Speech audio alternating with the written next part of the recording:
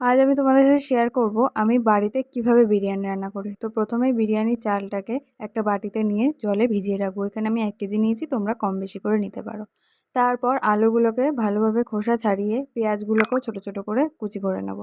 তারপর কড়াইতে সাদা তেল গরম করে তার মধ্যে পেঁয়াজগুলো দিয়ে ভালোভাবে বেরেস্তার মতো করে ভেজে নেব। এখানে নুন দেবো না, নুন দিলে পেঁয়াজটা নেতিয়ে যাবে, তাই নুন ছাড়াই ভেজে নেব। নিয়ে একটা পাত্রে তুলে রাখবো। তারপর হাঁড়িতে জল গরম হতে দেবো। জল গরম হয়ে গেলে তার মধ্যে তেজপাতা, গোটা গরম মশলা দিয়ে ধুয়ে রাখা চালটা দিয়ে ভালোভাবে নাড়িয়ে চাড়িয়ে ভাতটা 80% হয়ে গেলে সেটাকে দেখে ভালোভাবে নামিয়ে রাখবো। তারপর ওই হাঁড়িটা আবারও গ্যাসের ওপর বসিয়ে দিয়ে তার মধ্যে সাদা তেল দিয়ে আদা, রসুন, পেঁয়াজ এগুলোর জল ভালোভাবে ছেঁকে বার করে নিয়ে সেটা মধ্যে আরেকটু জল মিশিয়ে হাঁড়িতে দিয়ে দেবো। দেওয়া হয়ে গেলে তার মধ্যে দেবো নুন, কাশ্মীরি লঙ্কার গুঁড়ো আর সামান্য একটু কালার।